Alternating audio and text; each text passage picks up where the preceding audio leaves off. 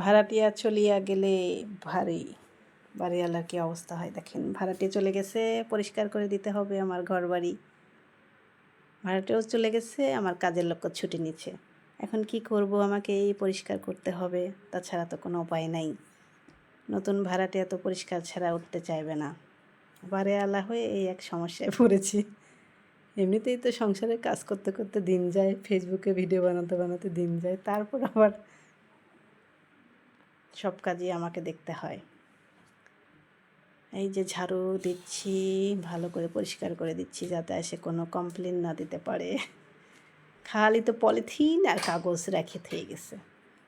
একটু ঝাড়ু যে দিয়ে যাবি তাও দিয়ে যায় নাই। আমারও খেয়াল হলো না, কি আর করা, কপালে আছে হার, কি করবে চাচা খাজানদার। নিজেই পরিষ্কার করি, এই জন্য পরিষ্কার করতেছি। ওইদিকে নতুন ভাড়াটিয়া ফোন দিচ্ছে আর বলতেছে, আপা বাড়ি পরিষ্কার আছে তো, পরিষ্কার আছে তো। সেই জন্য নিজেই পরিষ্কারে লেগে গেছি।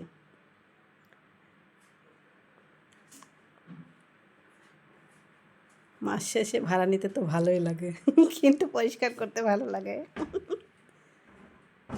দেখেন খালি পলিথিন আর কাগজ রেখে গেছে, তাছাড়া আর কিছুই পাবেন না। যার সময় করলে বলে গেল, আপা ভালো থাকেন, যোগাযোগ রাখেন মাঝে মাঝে। পরিষ্কার করতে করতে আমার হাত ব্যথা হয়ে গেল। কী সব বোতল টোতল। নতুন বাড়ি করেছি, এই সুযোগে আপনাদেরকে ভিডিও করে আমার বাড়িটাও দেখিয়ে দিলাম। ভালো হলো না?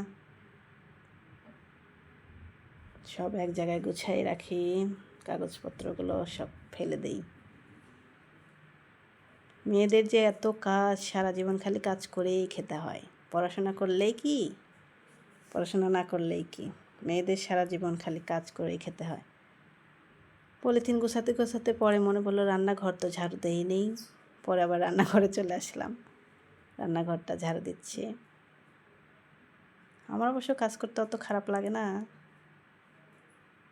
কিন্তু ছুটির দিন একটু সময় কম পাই তো, রান্না বেশি হয়, কোনটা থেকে কোনটা করব, এটাই সমস্যা।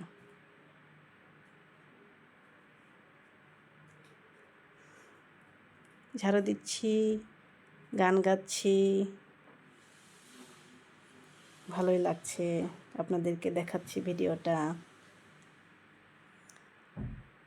পরিষ্কার করে ফেললাম, পরিষ্কার করে দেখালাম, দেখেন এখন